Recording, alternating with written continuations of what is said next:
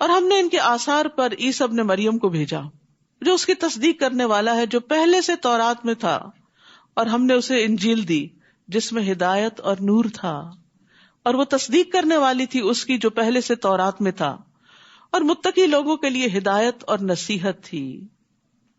یعنی تورات اور انجیل جو ہیں ان میں بھی تقوی والوں کے لیے ہی ہدایت تھی، اور چاہیے کہ انجیل والے اس کے مطابق فیصلہ کریں جو اللہ نے اس میں نازل کیا ہے، یعنی انجیل میں، اور جو اس کے مطابق فیصلہ نہ کرے جو اللہ نے نازل کیا تو یہی لوگ فاسق ہیں. تو اللہ کی کتاب کے مطابق فیصلہ نہ کرنا کفر، ظلم اور فسق ہے. رسول اللہ صلی اللہ علیہ وسلم نے فرمایا جو لوگ کتاب اللہ کے مخالف فیصلہ کرتے ہیں ان میں فقر و فاقہ پھیل جاتا ہے، اور جس قوم کے امام کتاب اللہ کے مطابق فیصلہ نہ کریں وہ آپس میں لڑتے رہیں گے. اور ہم نے آپ کی طرف حق کے ساتھ کتاب نازل کی جو تصدیق کرنے والی ہے اس کی جو کتابوں میں اس سے پہلے ہے، اور اس پر نگہبان ہے. بس آپ ان کے درمیان فیصلہ کریں اس کے ساتھ جو اللہ نے نازل کیا، اور ان کی خواہشات کی پیروی نہ کریں اسے نظر انداز کر کے جو آپ کے پاس حق میں سے آ گیا، یعنی حق بات کو لے لیں اور ان کی خواہشات کی پیروی نہ کریں. ہم نے تم میں سے ہر ایک کے لیے ایک راستہ اور ایک طریقہ مقرر کیا ہے، اور اگر اللہ چاہتا تو تم سب کو ایک امت بنا دیتا، سب لوگ ایک ہی دین پر ہوتے، زبردستی سب کو مسلمان کر دیتا، لیکن اس لیے تاکہ وہ تمہیں آزمائے جو اس نے تمہیں عطا کیا، یعنی آزادی سے آزمائش ہے. بس نیکیوں میں آگے بڑھو، فاستبقوا الخیرات، تم سب کے سب کو اللہ کی طرف لوٹنا ہے، پھر وہ تمہیں بتائے گا جس بارے میں تم اختلاف کرتے تھے، اور یہ کہ آپ ان کے درمیان فیصلہ کریں اس کے مطابق جو اللہ نے نازل کیا، اور ان کی خواہشات کی پیروی نہ کریں، اور اس بات سے محتاط رہیں کہ کہیں وہ آپ کو اس کے بعد سے فتنے میں نہ ڈال دیں جو اللہ نے آپ کی طرف نازل کیا.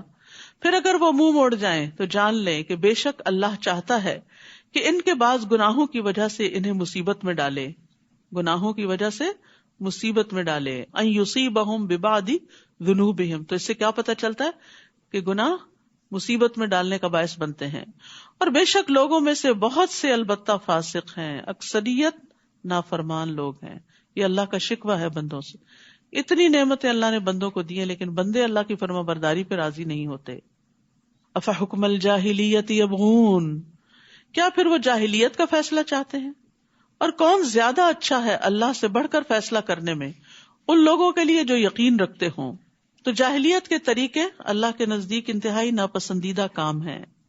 یعنی جو کلچر اور جو رسم و رواج اور جو طور طریقے دور جاہلیت میں رائج تھے ان کو دین بنا لینا اور ان سے اٹریکٹ ہونا اور ان رسموں کی پیروی کرنا، یہ اللہ کے نزدیک ناپسندیدہ کام ہے. اے لوگو جو ایمان لائے ہو، یہود و نصارہ کو اولیاء مت بناؤ، ان میں سے بعض کے اولیاء ہیں، اور جو کوئی تم میں سے ان کو اولیاء بنائے گا تو یقیناً وہ انہی میں سے ہے. بے شک اللہ ظالم قوم کو ہدایت نہیں دیتا. یعنی عام معاملات میں تو تعلق رکھنے کی ممانعت نہیں ہے، حتیٰ کہ ان کی عورتوں سے شادی کی بھی اجازت ہے. اس کا مطلب ہے لین دین معاملات ہوں گے، لیکن ایسے دلی دوست کہ جس میں انسان راز دینا شروع کر دیتا ہے جس کی وجہ سے خود مسلمانوں کو نقصان پہنچ سکتا ہے، تو اس سے منع کیا گیا ہے. پھر آپ دیکھیں گے ان لوگوں کو جن کے دلوں میں بیماری ہے وہ ان میں دوڑ دھوپ کرتے ہیں. یعنی مدینہ میں جو منافقین تھے وہ مسلمانوں سے زیادہ اہل کتاب کے قریب تھے. وہ کہتے ہیں ہم ڈرتے ہیں کہ ہمیں کوئی گردش نہ پہنچے، اس لیے ہم ان سے بنا کے رکھتے ہیں، تو اس لیے دوستی کی ہوئی ہے. تو امید ہے کہ اللہ جلد ہی فتح لے آئے یا اپنی طرف سے کوئی حکم، تو وہ اس پر جو انہوں نے اپنے دلوں میں چھپایا نادم ہو جائیں. اور وہ لوگ جو ایمان لائے کہتے ہیں کیا یہی ہے وہ لوگ جنہوں نے اللہ کے نام کی اپنی پکی قسمیں کھائیں کہ بے شک وہ ضرور تمہارے ساتھ ہیں؟ ان کے اعمال ضائع ہو گئے تو وہ خسارہ پانے والے ہو گئے. یا ایھا الذین آمنوا من یرتد منکم عن دینہ فسوف یأتی اللہ بقوم یحبهم ویحبونہ.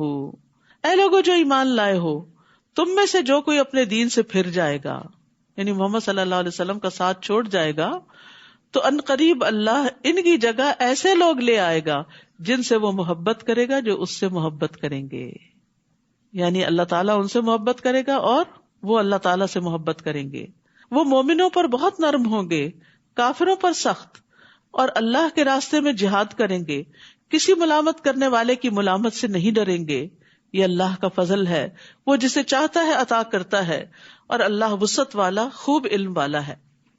تو یاد رکھیے کہ جو لوگ اللہ کے دین کے ساتھ مخلص نہ ہوں، خالص نہ ہوں، تو خواہ وہ کتنی کثرت میں ہو، تعداد میں ہو، بھیڑ ہو، لیکن وہ دین کو فائدہ دینے کی بجائے بعض اوقات الٹا نقصان دیتے ہیں۔ تو اللہ کو ایسے لوگ چاہیے کہ جو اللہ سے محبت کرتے ہیں، جو اہل ایمان کے خیر خواہ ہوں، جو دھوکہ باز نہ ہوں۔ تو اگر کوئی سمجھتا ہے کہ اگر میں نہیں اس ٹیم میں یا صف میں شامل ہوا تو یہ آگے نہیں بڑھ سکتے، تو اس کی خام خیالی ہے۔ بعض اوقات ایک ایسا شخص جو سنسیئر نہیں ہوتا وہ نکلتا ہے تو اللہ تعالیٰ اس کے بدلے میں اس سے بھی زیادہ بہتر انسان لے آتا ہے، یہ اللہ کا وعدہ ہے۔ شرط یہ ہے کہ آپ جو کام کر رہے ہیں وہ پوری سنسیئرٹی کے ساتھ کریں۔ اور اللہ کی محبت کی علامت کیا ہوتی ہے؟ رسول اللہ صلی اللہ علیہ وسلم نے فرمایا، بے شک اللہ اسے بھی مال دیتا ہے جس سے وہ محبت کرتا ہے، اور اسے بھی دیتا ہے جس سے محبت نہیں کرتا، لیکن ایمان صرف اس کو دیتا ہے جس سے وہ محبت کرتا ہے۔ بس جب اللہ کسی بندے سے محبت کرتا ہے اسے ایمان عطا کر دیتا ہے۔ تو اس لیے دنیا کا مال کرائیٹیریا نہیں ہے اللہ کی محبت کا، کہ کسی کو پہلے سے زیادہ مل گیا تو اللہ تعالیٰ اس سے بڑا راضی ہے۔ ہو سکتا راضی ہو سکتا نہ بھی ہو، لیکن جو نیکیوں میں آگے بڑھ گیا، جس کو نیکیوں میں آگے جانے کی توفیق مل گئی، وہ دراصل اللہ کا محبوب ہے۔ اللہ کی محبت کی علامت کیا ہے؟ کہ انسان کو خیر اور بھلائی کے کاموں کا شوق لگ جائے اور اس میں دوڑ پڑے۔ انما ولیکم اللہ ورسولہ والذین آمنوا الذین یقیمون الصلاۃ ویؤتون الزکاۃ وہم راکعون۔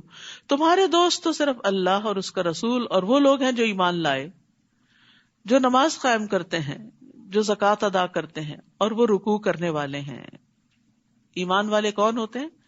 جن کے اندر یہ تین صفات ہوتی ہیں۔ اور جو کوئی اللہ اور اس کے رسول اور ایمان والوں سے دوستی کرے گا تو بے شک اللہ کا گروہ ہی غالب آنے والا ہے۔ اے لوگو جو ایمان لائے ہو، تم ان لوگوں کو اولیاء نہ بناؤ جنہوں نے تمہارے دین کو مذاق اور کھیل بنا لیا۔ ایسے لوگوں سے بھی دلی دوستی مت کرو جو دین کا مذاق اڑاتے ہیں، خواہ وہ ان لوگوں میں سے ہو جنہیں تم سے پہلے کتاب دی گئی، اور کفار کو بھی، اور اللہ سے ڈرتے رہو اگر تم سچے مومن ہو۔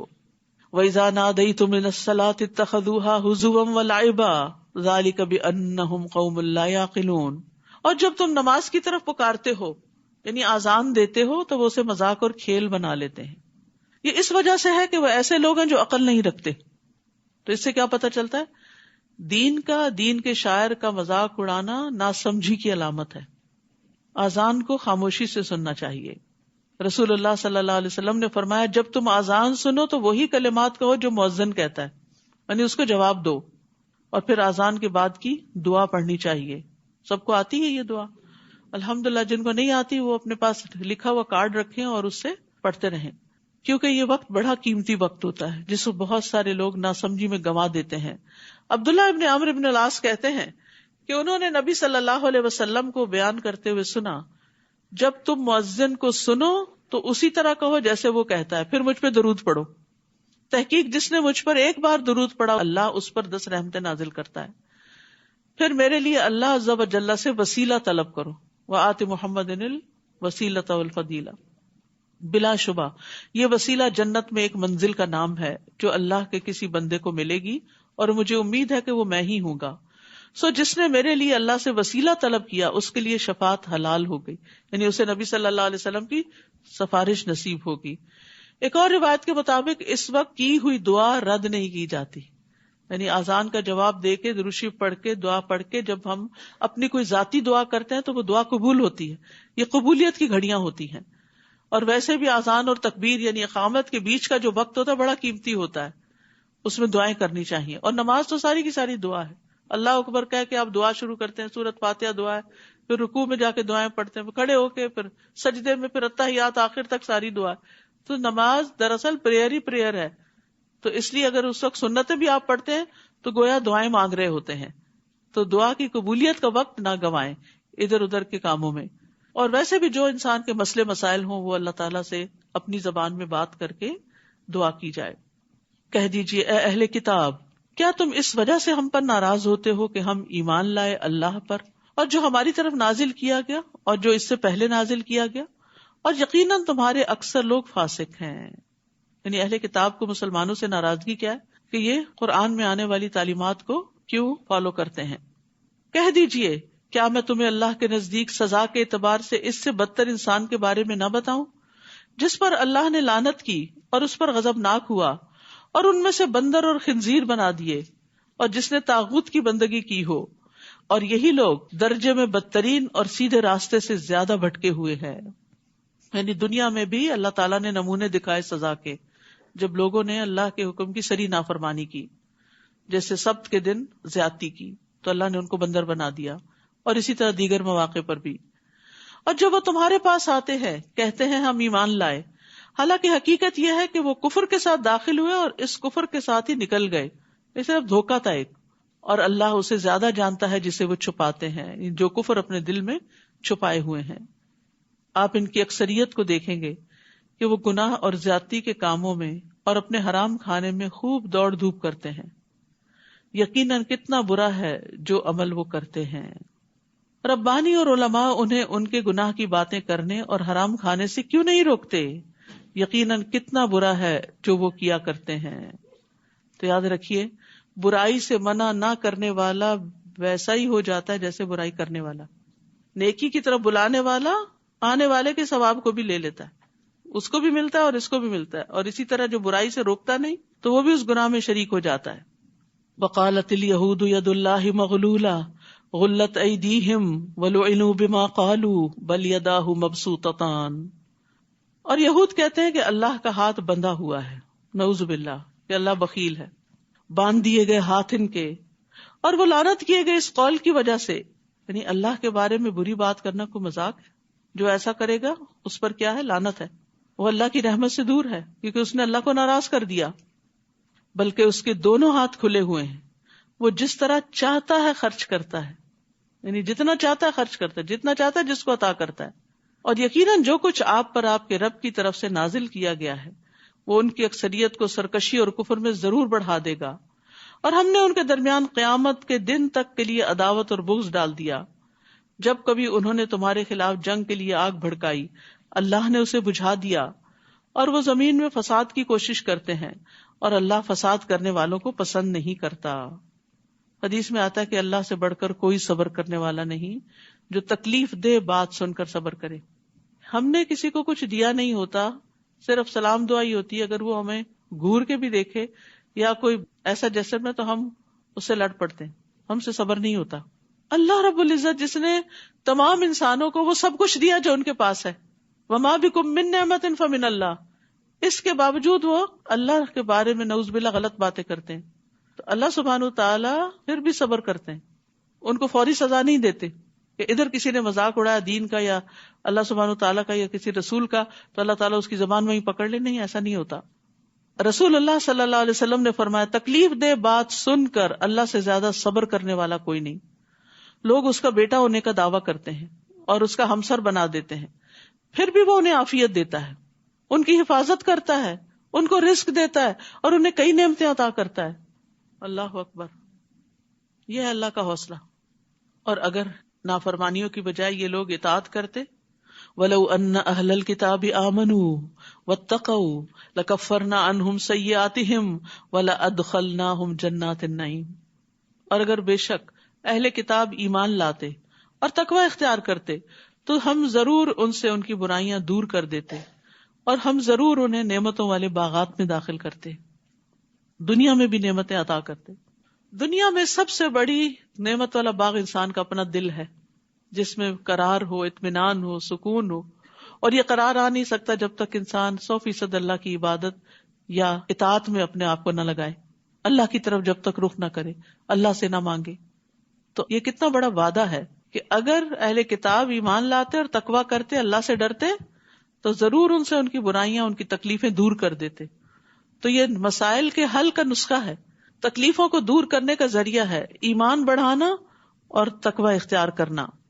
اور اگر وہ تورات قائم کرتے اور انجیل قائم کرتے اور جو کچھ ان کے رب کی طرف سے ان کی طرف نازل کیا گیا ہے، تو یقیناً وہ اپنے اوپر سے کھاتے اور اپنے پاؤں کے نیچے سے بھی.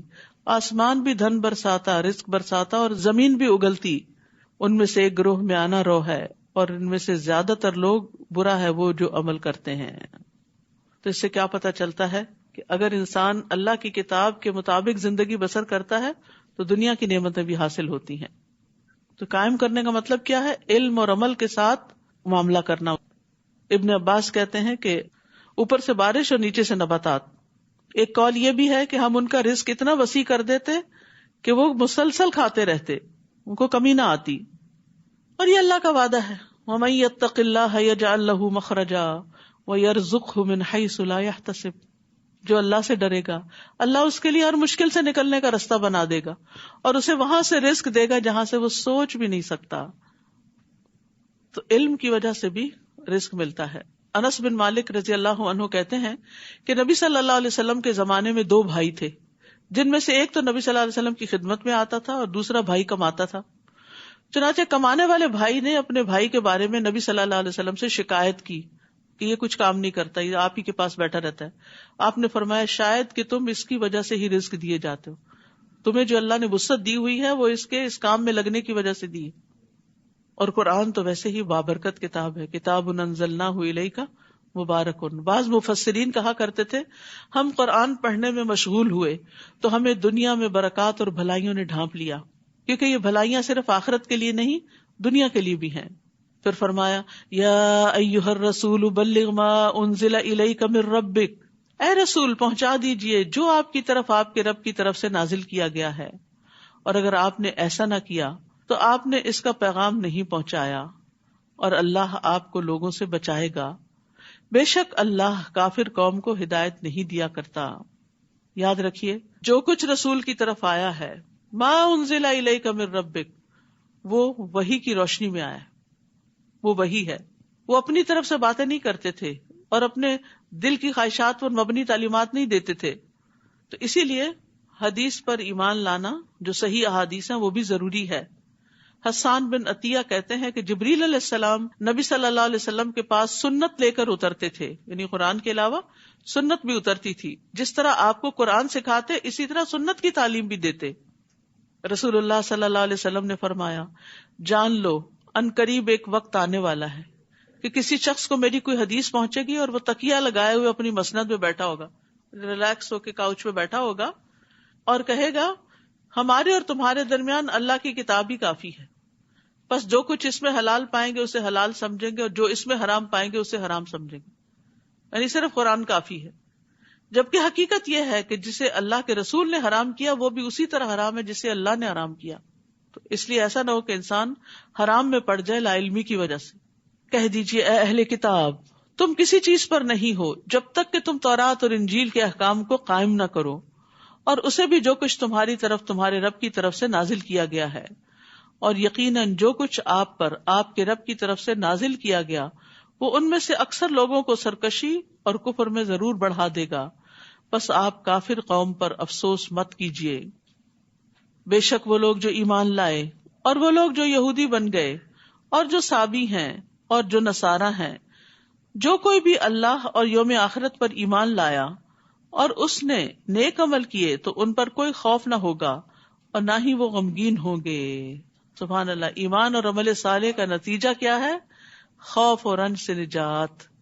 غم اور خوف 2 چیزیں انسان کو گھن کی طرح چاٹ جاتی ہیں، تو ان 2 چیزوں سے نجات حاصل ہو جاتی ہے اگر انسان ایمان لائے اور عمل صالح کرے. پھر فرمایا یقیناً ہم نے بنو اسرائیل سے پختہ عہد لیا اور ہم نے ان کی طرف کئی رسول بھیجے. جب کبھی ان کے پاس کوئی رسول ایسی چیز لے کر آیا جسے ان کے نفس پسند نہیں کرتے تھے تو ایک گروہ کو انہوں نے جھٹلا دیا اور ایک گروہ کو وہ قتل کرتے رہے. استغفر اللہ. یعنی اللہ کی طرف سے آنے والے رسولوں کے ساتھ بھی اتنی بڑی بڑی زیادتیاں کی اور انہوں نے سمجھا کہ کوئی فتنہ واقع نہ ہوگا، یعنی کچھ نہیں ہوتا. بہت دفعہ انسان بڑے سے بڑا گناہ کر کے کہتا ہے کچھ نہیں ہوتا، سب چلتا ہے. تو وہ اندھے اور بہرے ہو گئے. پھر اللہ ان پر مہربان ہوا، پھر دوبارہ ان میں سے اکثر حق سے اندھے اور بہرے ہو گئے. اللہ اس کو خوب دیکھنے والا ہے جو وہ عمل کرتے ہیں. یعنی معافی مانگ لی، تھوڑا سا سیدھے رستے پہ، پھر دوبارہ اسی ڈگر پہ چل پڑے. لقد كفر الذين قالوا ان الله هو المسيح ابن مريم وقال المسيح يا بني اسرائيل اعبدوا الله ربي وربكم. بلا شبہ یقیناً ان لوگوں نے کفر کیا جنہوں نے کہا کہ بے شک اللہ ہی مسیح ابن مریم ہے، اور مسیح نے کہا اے بنو اسرائیل اللہ کی عبادت کرو جو میرا اور تمہارا رب ہے. یعنی انہوں نے اپنے آپ کو الہ نہیں کہا بلکہ خود عبادت کی اور لوگوں کو بھی اللہ کی عبادت کی طرف بلایا. بے شک جو اللہ کے ساتھ شریک ٹھہرائے گا تو یقیناً اللہ نے اس پر جنت حرام کر دی اور اس کا ٹھکانہ آگ ہے، اور ظالموں کے لیے کوئی مددگار نہ ہوگا. تو اس لیے مسیح ابن مریم کو اللہ کا بندہ اور اس کا رسول ماننا چاہیے. لقد کفر الذین قالوا ان اللہ ثالث ثلاثہ، بلا شبہ یقیناً ان لوگوں نے کفر کیا جنہوں نے کہا کہ بے شک اللہ تین کا تیسرا ہے، حالانکہ نہیں کوئی الہ برحق مگر ایک ہی الہ. اگر وہ اس سے باز نہ آئے جو وہ کہتے ہیں تو ان میں سے جن لوگوں نے کفر کیا ضرور انہیں دردناک عذاب پہنچے گا. یہاں پر سخت تردید کی گئی ہے ان غلط عقائد کی. افلا یتوبون الی اللہ ویستغفرونہ واللہ غفور الرحیم، کیا پھر وہ اللہ کے حضور توبہ نہیں کرتے اور اس سے بخشش نہیں مانگتے، اور اللہ بہت بخشنے والا نہایت رحم کرنے والا ہے. یاد رکھیے استغفار قبول ہوتی ہے غلطیوں پر ندامت کے ساتھ، کہ اللہ میں نے جو غلط کیا میں شرمندہ ہوں، تو میری اصلاح کر دے اور آئندہ کے لیے اپنے رستے پہ چلتا رکھ. رسول اللہ صلی اللہ علیہ وسلم نے حضرت عائشہ سے فرمایا کہ اے عائشہ، اگر تم گناہ کے قریب ہوئی ہو تو اللہ سے استغفار کرو، کیونکہ ندامت اور استغفار ہی گناہ سے توبہ ہے. رسول اللہ صلی اللہ علیہ وسلم نے فرمایا جس نے بقیہ زندگی میں اچھائیاں کی اس کے پچھلے سارے گناہ معاف کر دیے جائیں گے، اور جو بقیہ زندگی میں بھی برائیاں کرتا رہا اس سے گزشتہ اور آئندہ دونوں زندگیوں میں ہونے والے گناہوں کی باز پرس کی جائے گی. تو اس لیے غلطی کتنی بھی بڑی ہو، کوئی شرک ہو، کفر ہو، نفاق ہو، توبہ کا دروازہ کھلا ہے جب تک کہ سانس حلق میں نہ اٹک جائے، اس لیے توبہ کرتے رہنا چاہیے. مل مسیح ابن مریم الا رسول، نہیں ہے مسیح ابن مریم مگر ایک رسول. در حقیقت اس سے قبل کئی رسول گزر چکے اور اس کی ماں بہت سچی خاتون تھی، وہ دونوں کھانا کھایا کرتے تھے. دیکھیے ہم کس طرح ان کے لیے آیات واضح کرتے ہیں، پھر دیکھیے وہ کہاں سے پھیرے جاتے ہیں. یعنی اللہ سبحانہ تعالیٰ نے دلائل دے کے بات سمجھا دی ہے لیکن پھر بھی ان کی عقل میں نہیں آتی. یہاں پر ایک عورت کی خاص خوبی کا ذکر کیا گیا، اور وہ کون سی ہے؟ صدیقہ. بہت زیادہ سچ بولنے والی، سچائی کی تلاش میں رہنے والی، سچائی سے محبت کرنے والی. ایک قول یہ بھی ہے کہ انہیں صدیقہ اس لیے کہا جاتا ہے کیونکہ وہ اللہ کی آیات کی تصدیق کرتی تھی، کیونکہ قرآن مجید میں اللہ تعالیٰ نے ان کا وصف بیان کیا، وصدقت بکلمات ربہا، اس نے اپنے رب کی باتوں کی تصدیق کی تھی. نبی صلی اللہ علیہ وسلم نے فرمایا مردوں میں بہت سے کامل ہوئے ہیں، عورتوں میں کوئی کمال کو نہ پہنچی سوائے مریم بنت عمران کے اور فرعون کی بیوی آسیہ کے. یعنی یہ ایسی خواتین ہیں جنہیں دین کی سمجھ آ گئی تھی. میں سوچتی ہوں کہ حضرت آسیہ کی جو دعا ہے رب ابن لی عندک بیتا فی الجنہ، یہ انہیں کیسے سوجی؟ وہ دنیا میں فرعون کے محل میں رہتی تھی لیکن اس نے ایمان کی خاطر اس کی بھی پرواہ نہیں کی، اور یہی چیز اللہ تعالیٰ کو اس کی پسند آ گئی اور اس کو ہدایت دی. اور ہمیں بھی اللہ سے اچھی اچھی دعائیں کرنی چاہیے اور خیر اور بھلائی کے رستوں کی دعا کرنی چاہیے. اسی لیے سب سے نفع مند دعا کون سی ہے؟ ایاک نعبد و ایاک نستعین اہدنا الصراط المستقیم. کہہ دیجئے کیا تم اللہ کو چھوڑ کر اس کی عبادت کرتے ہو جو تمہارے لیے کسی نفع و نقصان کا مالک نہیں، اور وہ اللہ ہی ہے جو خوب سننے والا خوب جاننے والا ہے، لہٰذا اس کو پکارو. کہہ دیجئے اہل کتاب اپنے دین میں ناحق غلو نہ کرو، اور نہ تم ایسے لوگوں کی خواہشات کی پیروی کرو جو یقیناً اس سے پہلے گمراہ ہوئے اور انہوں نے کثیر تعداد کو گمراہ کیا اور سیدھے راستے سے وہ بھٹک گئے. بنو اسرائیل میں سے جن لوگوں نے کفر کیا وہ داؤد اور عیسیٰ ابن مریم کی زبان پر لعنت کیے گئے، ان کے پیغمبروں نے ان پہ لعنت بھیجی. کیوں؟ یہ اس وجہ سے کہ انہوں نے نافرمانی کی اور وہ حد سے بڑھ جاتے تھے، ایکسٹریمسٹ تھے. وہ ایک دوسرے کو اس برائی سے نہیں روکتے تھے جس کا وہ ارتکاب کرتے، یقیناً کتنا برا ہے جو وہ کرتے تھے. تو آپ دیکھیے کہ لعنت کے اسباب کیا ہیں. لعنت کے اسباب میں پیغمبروں کی نافرمانی، حد سے بڑھنا اور برائی سے نہ روکنا. یہاں برائی سے نہ روکنے والا اہل کتاب کے مشابہ قرار پایا ہے. بعض لوگ کہتے ہیں ہم خود برے کام کرتے ہیں، ہم کیسے منع کریں؟ تو کچھ لوگوں کا تجربہ یہ ہے کہ جب انہوں نے متعدد بار وہ چیز کی، کوئی پڑھنے والی کتاب تھی پڑھی یا کوئی کمٹمنٹ نبھائی، تو پھر اس کے بعد کیا ہوا؟ استقامت ملی. تو جس طرح نیکی کا حکم دینا فرض ہے، اس طرح منکر سے بھی روکنا چاہیے. اور منکر سے روکنے کی فضیلت کیا ہے؟ عبد الرحمن بن حضرمی بیان کرتے ہیں کہ مجھے اس نے خبر دی جس نے نبی صلی اللہ علیہ وسلم کو یہ فرماتے ہوئے سنا کہ میری امت میں ایسے لوگ بھی آئیں گے جنہیں پہلوں کی طرح ثواب ملے گا، اولین کی طرح. ان کی امتیازی صفت یہ ہوگی کہ وہ برائی کا انکار کریں گے. آپ دیکھیے کہ معاشرے میں طرح طرح کی برائیاں پھیلی ہوئی ہیں. کچھ تو ہماری پہنچ میں ہے کہ ہمارے اپنے ہی ہوتے ہیں قریبی جو غلط کام کر رہے ہوتے ہیں، تو ان کو پیار سے روکنا چاہیے، ان کے ساتھ بات چیت کرنی چاہیے. بعض اوقات ہسبینڈ کسی غلط کام میں مبتلا ہو جاتے ہیں، کوئی حرام کمانے لگتے ہیں یا کوئی رشوت لینے لگتے ہیں یا اور اس طرح کا کوئی غلط کام کرنے لگتے ہیں. کبھی آپ کے نوٹس میں آتا، کبھی نہیں آتا، تو ان کے ساتھ بھی پیار سے محبت سے کچھ نہ کچھ ان کو آخرت کی فکر دلا کے، اللہ کی محبت کی بات کر کے، حلال کے جو نسلوں پر اچھے اثرات ہیں اس کی بات کر کے ان کو غلط چیزوں سے روکنا چاہیے، تاکہ کم از کم آپ بری ذمہ ہو. دوسرا یہ کہ کچھ رشتے دار ہوتے ہیں تو بعض اوقات شادی بیاہ کے موقع پر ایسی رسمیں کرتے ہیں، اتنا اسراف کرتے، اتنی فضول خرچی کرتے ہیں، یا ایسا لباس پہنتے ہیں کہ اللہ کو ناراض کرنے والا ہے. سراسر اللہ نے عورت کی جو خوبصورتی بنائی ہے وہ اس کے چھپانے میں ہے، اس کے لباس کو زینت بنایا ہے، نہ کہ لباس کو اتار دینا یا ایسے لباس پہننا کہ جو پہن کے بھی ننگے ہوں. کتنی سخت ہے وہ حدیث کہ وہ عورتیں جنت کی خوشبو نہ پا سکیں گی جو کپڑے پہن کے بھی ننگی رہیں، چاہے ٹائٹ ہو چاہے سی تھرو ہو. لیکن پتہ ہے برائی ہے، خود کرتے ہوئے بھی برا نہیں لگتا اور دوسروں کو بھی نہیں روکتے.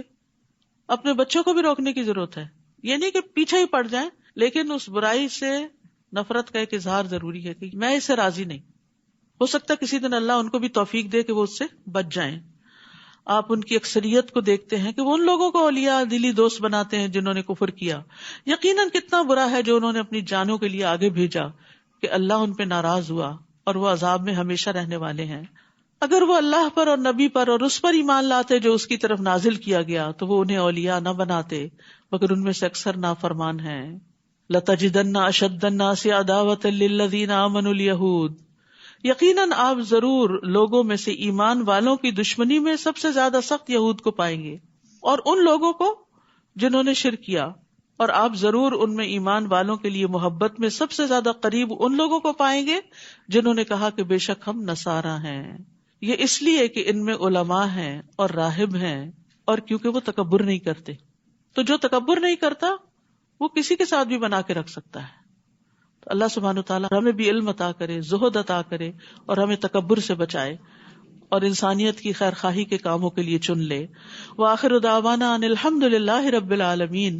سبحانک اللہم وبحمدک، اشہد ان لا الہ الا انت، استغفرک واتوب الیک.